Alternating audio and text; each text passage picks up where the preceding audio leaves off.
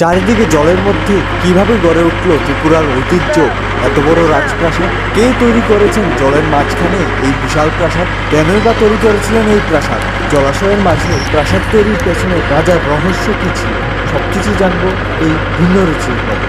জেনে অবাক হবে, ত্রিপুরার নীলমহলের মতো অনুরূপ দেখতে আরেকটি প্রাসাদ রয়েছে, আর সেটা রয়েছে ভারতের রাজস্থানের উদয়পুরে এমন আরেকটি প্রাসাদ রয়েছে।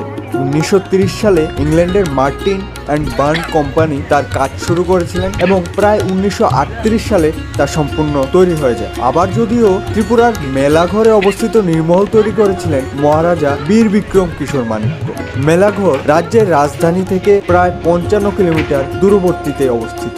সেই মেলাঘর বাজার থেকে রাজঘাটে গেলেই রুদ্রসাগরের সুবিশাল জলরাশির মাঝখানে এই নীলমহলের দৃশ্য দেখতে পাওয়া যায়। চারিদিকে জল বেষ্টিত সাদা রঙের প্রাসাদ ভ্রমণ পিপাসুদের মন জুড়ায়। সুবিশাল জলাশয়ের মোট আয়তন হবে প্রায় 5.3 বর্গ কিলোমিটার। কথিত আছে তৎকালীন রাজা তার বর্ষাকালীন এবং গ্রীষ্মকালীন ঋতুতে পরিবেশের প্রাকৃতিক আনন্দ উপভোগের জন্য খোলা আকাশের মিষ্টতা উপভোগের জন্য রানীদের নিয়ে এখানে আসতেন। তার জন্যই প্রাসাদটি তৈরি হয়। প্রাসাদটির দুটি অংশ রয়েছে, একটি পশ্চিম পাশে, অন্যটি পূর্ব দিকে। পূর্ব দিকের দুর্গে নিরাপত্তার জন্য প্রহরীরা থাকতেন, অন্যদিকে পশ্চিম দিকে ছিল মূল অংশ। তবে মূল অংশটিকে দুটি ভাগে ভাগ করা হয়েছে, একটি বাইরের কক্ষ, অপরটি ভেতরের কক্ষ।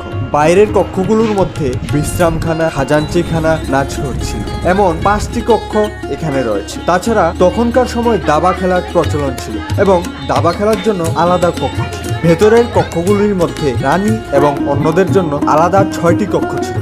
এছাড়া রান্নাঘর, সভাঘর, আড্ডাঘর ছিল অন্দরমহল। বর্তমানে একটি জাদুঘরও রয়েছে নীলমহল। মহলটি এমনভাবে তৈরি করা হয়েছিল যেখানে রাজা রানী নৌকা ভ্রমণ করে সরাসরি সিঁড়ি দিয়ে মহলে প্রবেশ করতে পারতেন। তৎকালীন সময় রাজা রানীর জন্য ঘাটে সবসময় নৌকা দাঁড়িয়ে থাকত।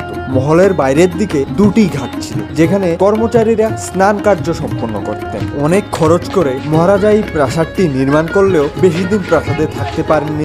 চারিদিকে জলের মধ্যে কিভাবে গড়ে উঠল ত্রিপুরার ঐতিহ্য এত বড় রাজপ্রাসাদ? কে তৈরি করেছেন জলের মাঝখানে এই বিশাল প্রাসাদ? কেনই বা তৈরি করেছিলেন এই প্রাসাদ? জলাশয়ের মাঝে প্রাসাদ তৈরির পেছনে রাজার রহস্য কি ছিল? সবকিছু জানবো এই ভিন্ন রুচির ব্লগে। জেনে অবাক হবেন, ত্রিপুরার নীলমহলের মতো অনুরূপ দেখতে আরেকটি প্রাসাদ রয়েছে, আর সেটা রয়েছে ভারতের রাজস্থানের উদয়পুরে এমন আরেকটি প্রাসাদ রয়েছে। 1930 সালে ইংল্যান্ডের মার্টিন অ্যান্ড বার্ন কোম্পানি তার কাজ শুরু করেছিলেন এবং প্রায় 1938 সালে তা সম্পূর্ণ তৈরি হয়ে যায়। আবার যদিও ত্রিপুরার মেলাঘরে অবস্থিত নীলমহল তৈরি করেছিলেন মহারাজা বীর বিক্রম কিশোর মাণিক্য। মেলাঘর রাজ্যের রাজধানী থেকে প্রায় 55 কিলোমিটার দূরবর্তীতে অবস্থিত। সেই মেলাঘর বাজার থেকে রাজঘাটে গেলেই রুদ্রসাগরের সুবিশাল জলরাশির মাঝখানে এই নীলমহলের দৃশ্য দেখতে পাওয়া যায়। চারিদিকে জল বেষ্টিত সাদা রঙের প্রাসাদ ভ্রমণ পিপাসুদের মন জুড়ায়। সুবিশাল জলাশয়ের মোট আয়তন হবে প্রায় 5.3 বর্গ কিলোমিটার। কথিত আছে তৎকালীন রাজা তার বর্ষাকালীন এবং গ্রীষ্মকালীন ঋতুতে পরিবেশের প্রাকৃতিক আনন্দ উপভোগের জন্য খোলা আকাশের মিষ্টতা উপভোগের জন্য রানীদের নিয়ে এখানে আসতেন। তার জন্যই প্রাসাদটি তৈরি হয়। প্রাসাদটির দুটি অংশ রয়েছে, একটি পশ্চিম পাশে, অন্যটি পূর্ব দিকে। পূর্ব দিকের দুর্গে নিরাপত্তার জন্য প্রহরীরা থাকতেন, অন্যদিকে পশ্চিম দিকে ছিল মূল অংশ। তবে মূল অংশটিকে দুটি ভাগে ভাগ করা হয়েছে, একটি বাইরের কক্ষ, অপরটি ভেতরের কক্ষ। বাইরের কক্ষগুলোর মধ্যে বিশ্রামখানা, খাজাঞ্চিখানা, নাচঘর ছিল। এমন 5টি কক্ষ এখানে রয়েছে। তাছাড়া তখনকার সময় দাবা খেলার প্রচলন ছিল এবং দাবা খেলার জন্য আলাদা কক্ষ ছিল। ভেতরের কক্ষগুলির মধ্যে রানী এবং অন্যদের জন্য আলাদা 6টি কক্ষ ছিল।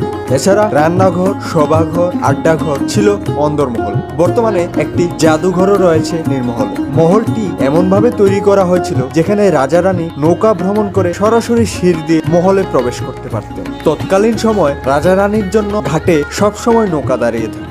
মহলের বাইরের দিকে দুটি ঘাট ছিল যেখানে কর্মচারীরা স্নান কার্য সম্পন্ন করতেন। অনেক খরচ করে মহারাজা এই প্রাসাদটি নির্মাণ করলেও বেশি দিন প্রাসাদে থাকতে পারেননি। এদিকে আসুন না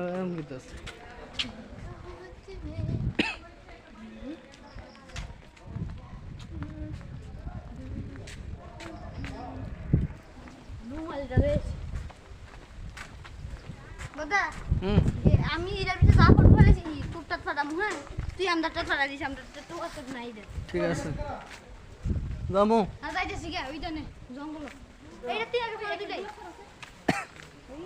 বানবো বানবো বাইরে দে পেটিএম করো আমার দে পিছনে থেকে পুরো পিছনে থেকে আমার